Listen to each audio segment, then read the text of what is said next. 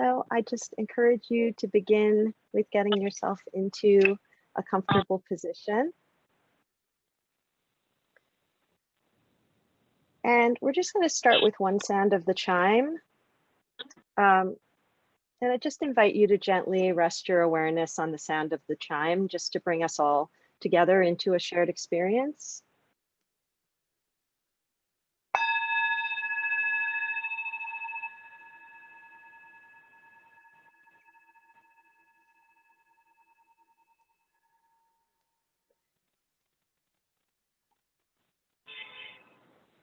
Okay, and for those of us who perhaps didn't have access to a space to lie down and participate in some of the exercises, I'm just going to suggest that we just do some gentle shoulder movements in whatever way feels relaxing to you. Perhaps a couple of very, very gentle twists, respecting our limitations, just to wake up the spine a little bit. Maybe a couple of foot twirls, if that feels like a nice idea.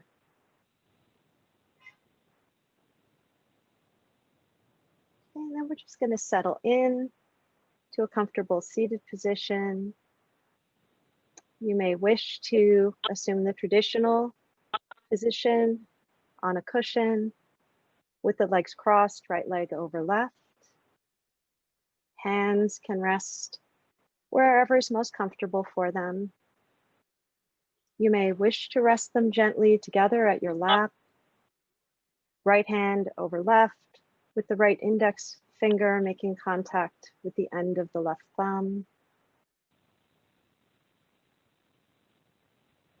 If you're seated in a chair, just gently adjusting the seating position so that we feel most comfortable. And we're going to start by feeling our feet on the floor, noticing where we're in contact with the chair or the cushion. Bringing our awareness to our hands, allowing them to rest gently. If we notice effort in the hands, we see if we can relax and let that go. And soften and relax our shoulders. We bring our awareness to the mouth and jaw area, softening and relaxing there. And bringing spaciousness to the teeth and the jaw and the lips. As we relax the body and settle into this relaxed seating posture, we relax the mind. And as we relax, perhaps we begin to feel a little calm, perhaps a little settled. If you haven't already done so, this might be a good time to gently allow the eyes to close.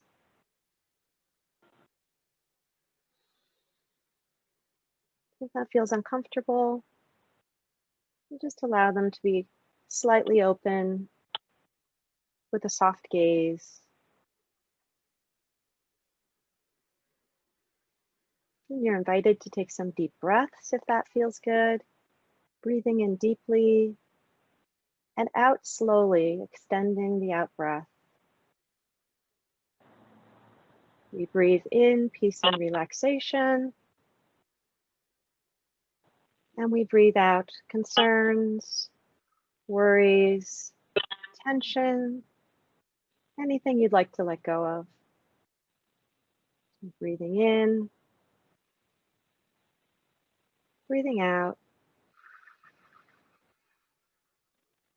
breathing in, and breathing out.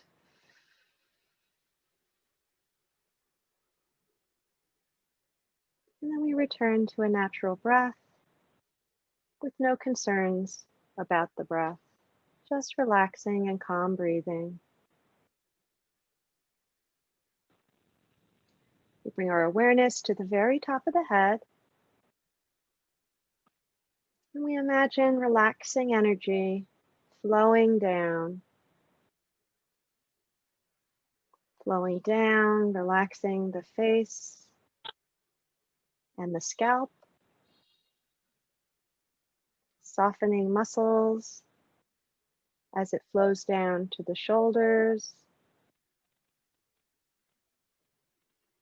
relaxing energy flowing down the arms, past the elbows, to the wrists and the hands, and right to the fingertips.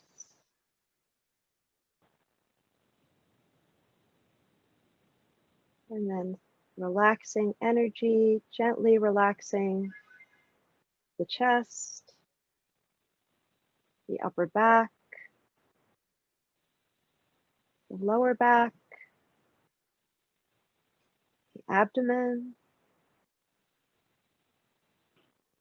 and then relaxing the upper legs, past the knees, the relaxing energy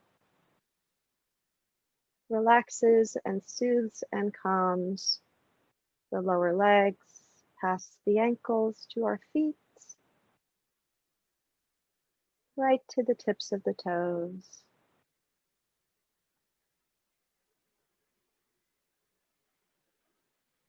You may notice a feeling of calm, lightness, relaxation. And if you notice some agitation, without judgment, we just notice that. Bring ourselves some gentle self-care and compassion.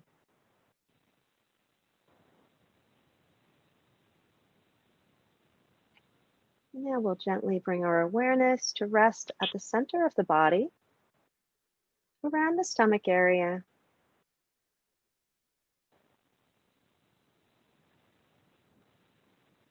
We rest the awareness very gently, like when a feather falls onto the surface of the water. It lands so softly, creates small ripples.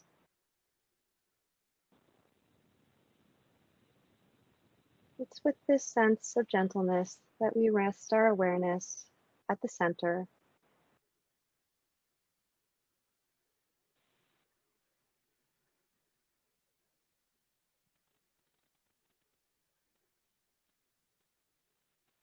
If the mind wanders, we simply notice without judgment, and we bring our awareness back to rest at the center. And we may do this over and over. And that coming back is the practice. So it's all good.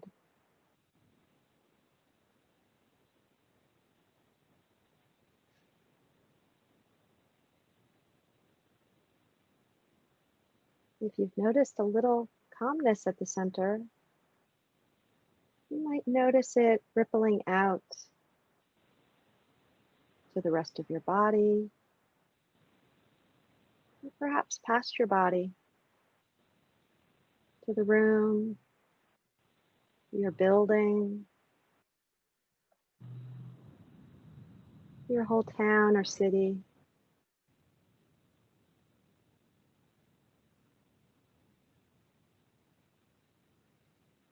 And if those thoughts continue to come, you just let them pass,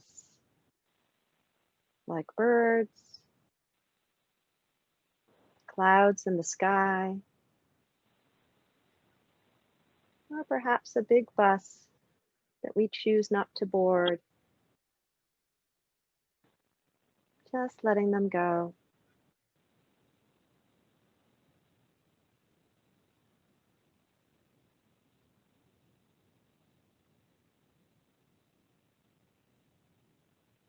And if the mind is very, very active today, you might try to pop up a visualization of a shiny object, perhaps stars or the moon or the sun, at the center, and gently rest your awareness on this image.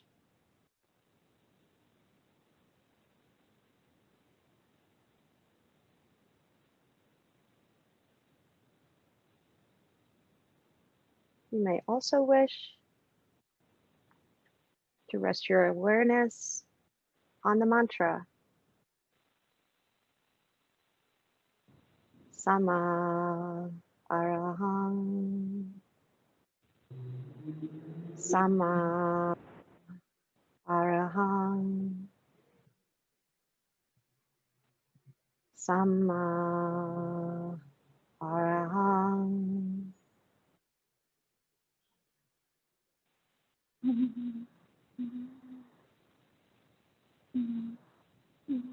Gently rest our awareness at the center.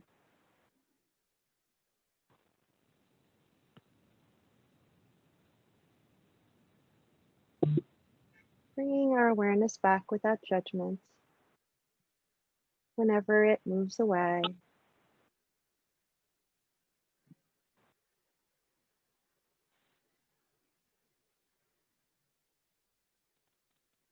And now continuing for a brief period of silence.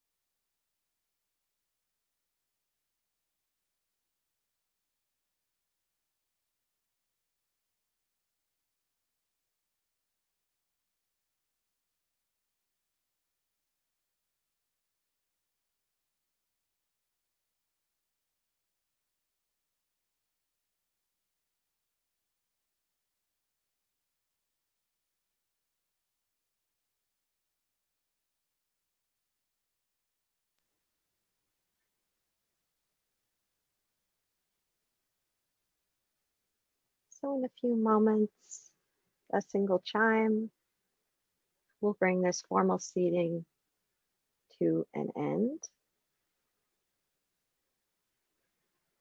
I just encourage you to see if you can hold on to this gentle calmness through our transition out of the practice.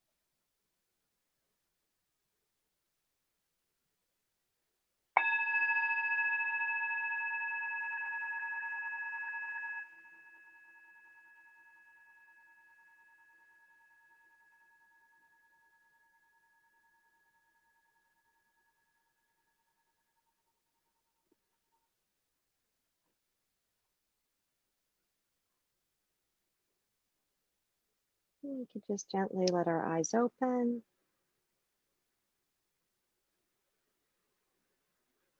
And notice what the transition feels like.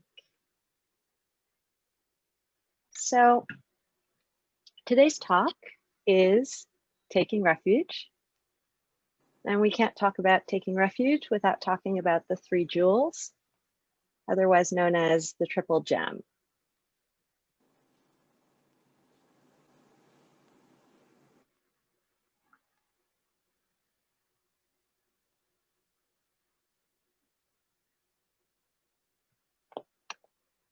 So years ago, I took a course called Buddhism 101 through the Buddhist Faith Fellowship in Connecticut. It was the first time that I had heard about the practice of taking refuge in the 3 jewels. I had been on retreat, and somehow, although the 3 jewels had been mentioned several times, the idea of taking refuge in the 3 jewels as a practice had not been. So at the end of the course, we were very casually informed, it seemed so as to not pressure us, that if we wished to, we could participate in a refuge ceremony and, quote, become a Buddhist. I declined at that time, perhaps a bit of my inner commitment phobe shining through. But since I was introduced to the practice up at Wesleyan that year, regularly taking refuge in the 3 jewels has become an increasingly important part of my daily practice. I've also observed that at this time, there's a lot of seeking going on. Many people are looking outside and inside to see if they can find some sort of refuge. It seemed like a good time to take a look a little more deeply at the roots and possible meanings of the practice of taking refuge in the 3 jewels.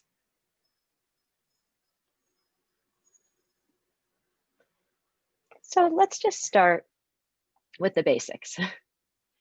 The 3 jewels or treasures, also known as the triple gem, the Buddha, the Dharma, and the Sangha.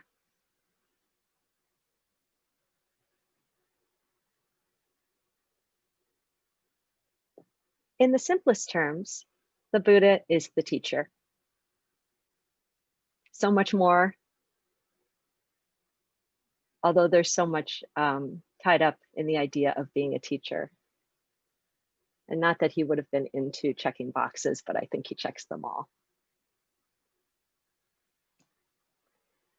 The Dharma is the teachings of the Buddha, including the 4 Noble Truths and the Eightfold Path.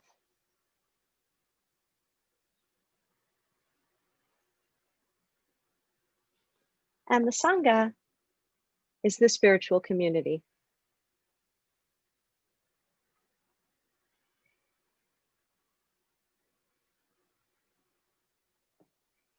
So if we wish to become Buddhist in a formal sense, we could seek out a refuge ceremony. Typically, we would do this through a teacher. If we wish to become ordained as a Buddhist nun or monk, a refuge ceremony is an early step in the process, but by no means the beginning of the process. In Buddhism, taking refuge in the three jewels happens through a series of statements. Whether or not one has participated in a ceremony, it is common to take refuge in the three jewels at the end of an on-the-cushion spiritual practice. In its most simple form, taking refuge in the three jewels might go like this. I take refuge in the Buddha. I take refuge in the Dharma. I take refuge in the Sangha.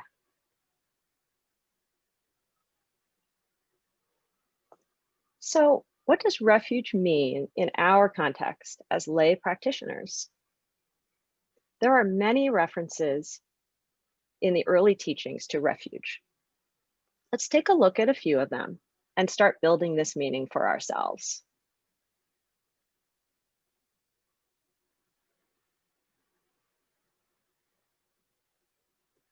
I know this is a little bit of a long one, but I am going to read it. I think it gets us started really nicely. When this was said, Prince Abhaya said to the Blessed One, "Magnificent Lord, magnificent!" Just as if he were to place upright what was overturned, to reveal what was hidden, to show the way to one who was lost, or to carry a lamp into the dark so that those with eyes could see forms. In the same way has the Blessed One, through many lines of reasoning, made the Dhamma clear. I go to the Blessed One for refuge, to the Dhamma and to the Sangha of monks.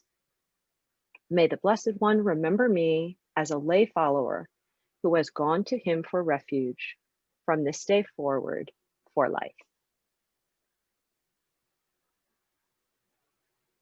So in this passage, we get the sense that the prince is committing to follow the Buddha because he has, through his skills as a teacher, made the Dharma, the truth, visible to him. He commits to go to the Buddha, the Dharma, and the Sangha for refuge. And just for clarification, I'm going to use the Sanskrit word Dharma during my teaching, although we will see the Pali form Dhamma in the translations in the early texts.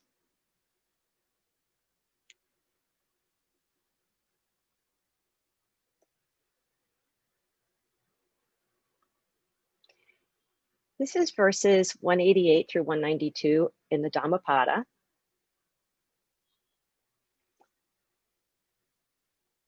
In these verses from the Dhammapada, we learn of those people who, when under threat, seek refuge in all the wrong places.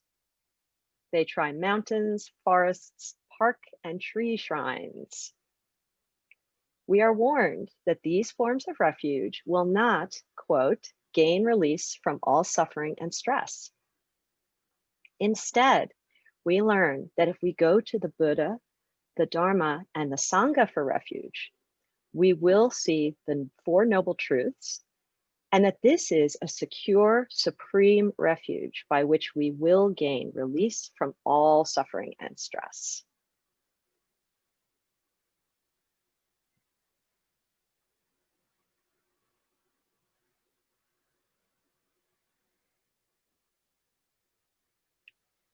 In this excerpt from a conversation between a young man, Rohini, and his father, Rohini is defending the Sangha of monks to his father, who thinks that they do not like to work and are lazy and living off others.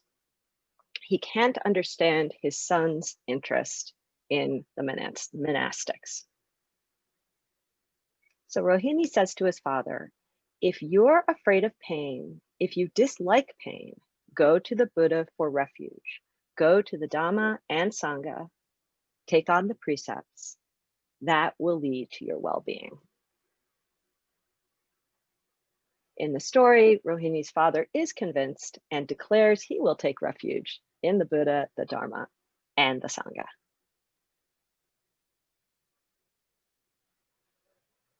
So before we look at the variety among modern monastics and their interpretations of the early teachings on refuge, I thought it might be interesting to visit our modern lay concepts of refuge. I recently conducted a thoroughly unscientific survey of around 30 friends to see what the first thing that came to mind was when they read the word refuge. I tried not to send to any Buddhists, but I have a feeling a couple may have slipped in.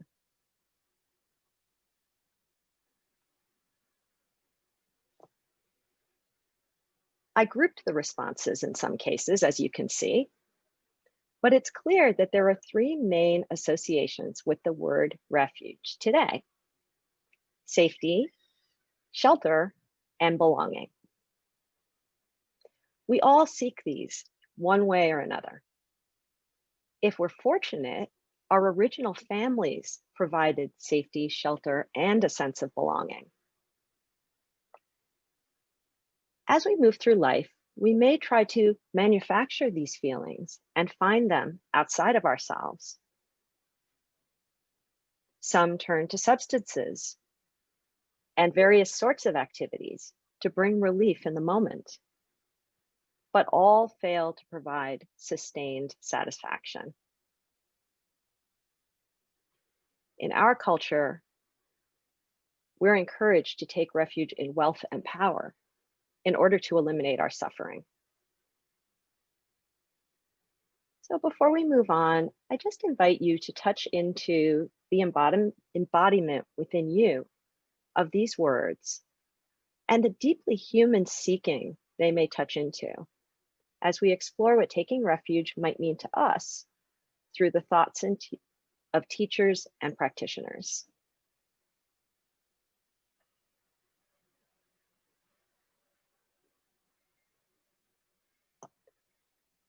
Thich Nhat Hanh, the Vietnamese monk and peace activist, offers this take on refuge. Mindfulness of breathing is your island where you can be safe and happy, knowing that whatever happens, you are doing your best thing. This is the way to take refuge in the Buddha, not as mere devotion, but as a transformational practice. You do not have to abandon this world. You do not have to go to heaven or wait for the future to take refuge. You can take refuge here and now. You only need to dwell deeply in the present moment.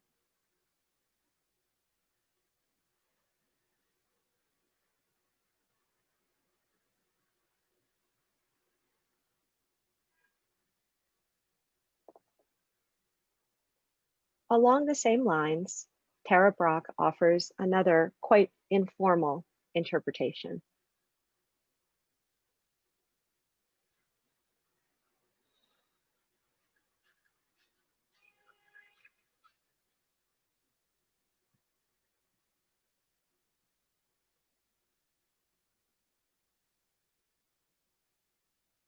And here, Christina Feldman presents a somewhat more formal approach to understanding taking refuge in the Buddhist context. She says, taking refuge literally refers to the act of returning to a place of sanctuary or shelter to find safety, peace, and protection. A child finds refuge in the arms of a loving parent. We find shelter from a storm beneath the branches of a tree. We return home to a caring relationship for sanctuary and peace. Taking refuge in the Buddha, we commit ourselves to our own capacity for freedom. Taking refuge in the Dharma, we bring the path of awakening to life. And taking refuge in the Sangha, we acknowledge our interconnectedness.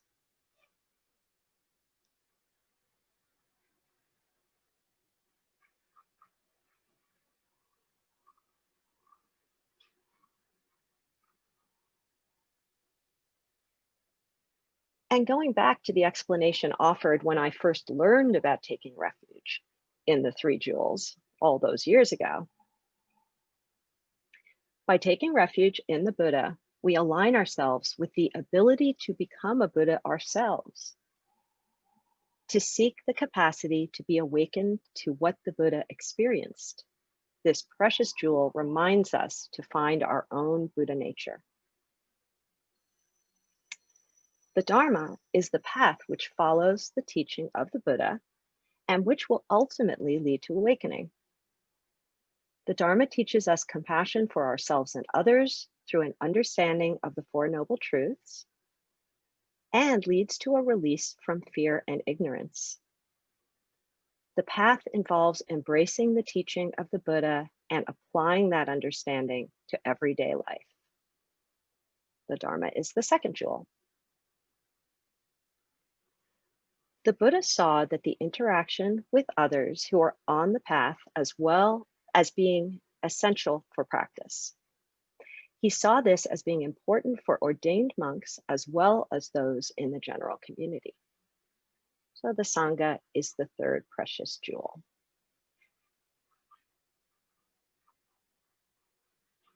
So why might we consider taking refuge in the three jewels?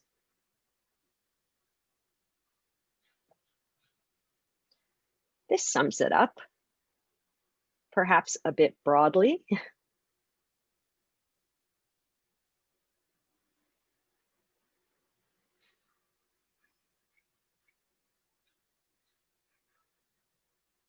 And here, the Dalai Lama is characteristically succinct on the topic of refuge.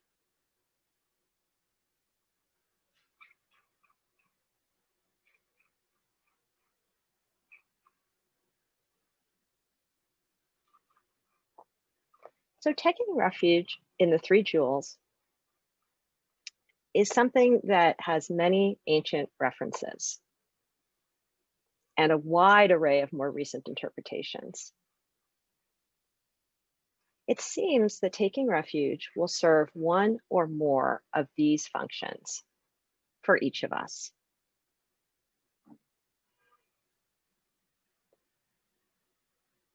Intention, commitment, and reminder, support, protection, and a mindfulness practice all on its own.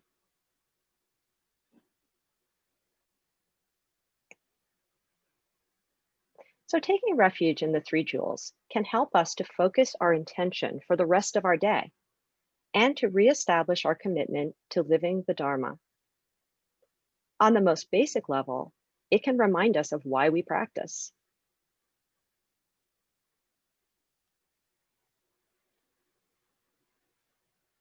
It can also provide support.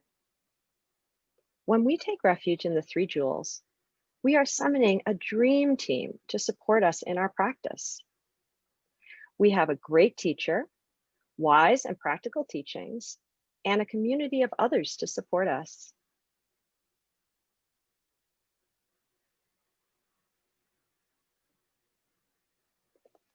Taking refuge in the three jewels can also act as protection from our own unskillful impulses and the influence of other unskilled people and their impulses.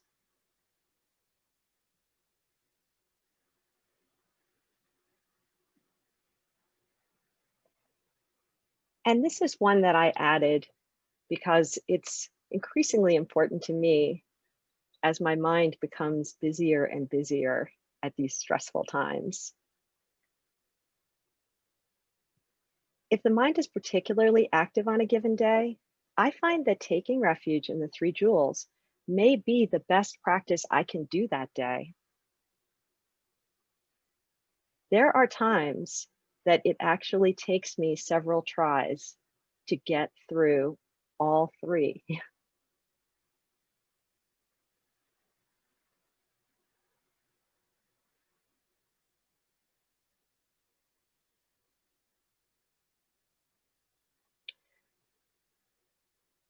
So talk about a dream team.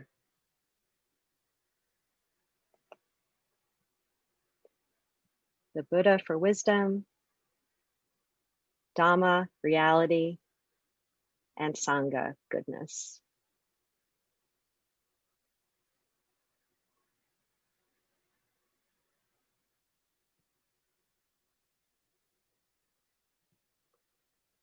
So what can we actually do? I guess the first action is to consider giving this a try. I would start with giving some thought to what you might be looking for in taking refuge in the three jewels.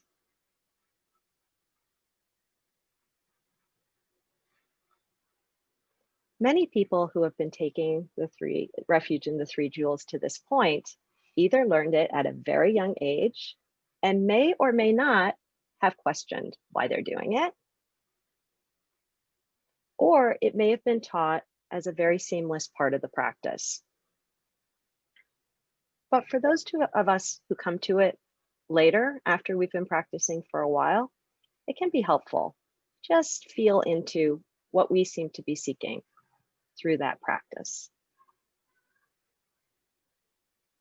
And you also might consider whether for you a very brief script, like the one that we saw before, is most useful, or perhaps a little bit of a longer one.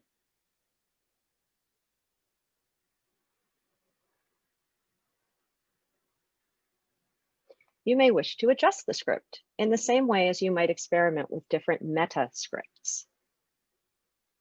For example, I take refuge in the historical Buddha, the teacher and spiritual leader. I take refuge in the Dharma, the teachings of the Eightfold Path. I take refuge in the Sangha, those who walked the path before me, those who walk the path with me, and those who will walk the path in the future. This is the somewhat expanded script that I use.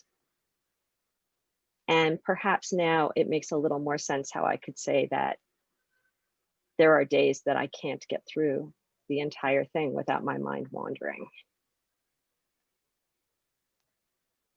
But it's a gentle and friendly commitment I've made to take refuge in the three jewels each day, at least once.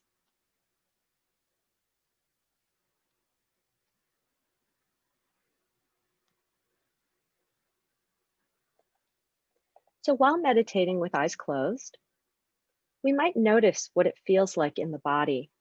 When you recite these statements, you might notice some resistance. Just notice. If the resistance is very strong, maybe this isn't the right time for this. You can always revisit it a little bit later.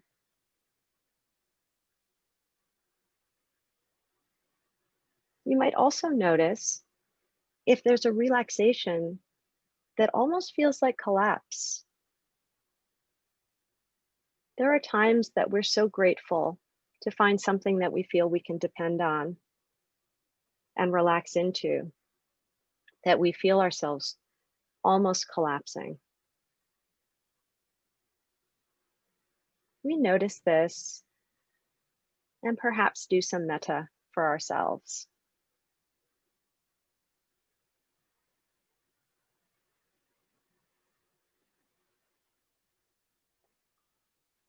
With eyes open, when encountering a challenge, notice if it might be useful to consider one of the three. Are you acting in accordance with your Buddha nature? Are you seeing the Buddha nature in the other? Is there an aspect of the Dharma which is relevant and useful in this moment?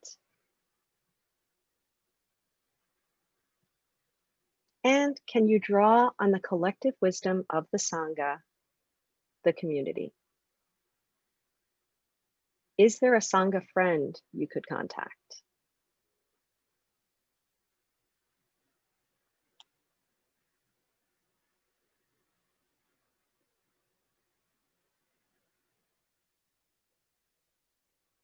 And finally, from this Tibetan Buddhist Lama of the 20th century. The moment we take refuge to begin on the path, we hold the title of Sangha. You are one of the three jewels. You shouldn't put the three jewels outside of yourselves. You should always think of yourselves as being one of the three jewels.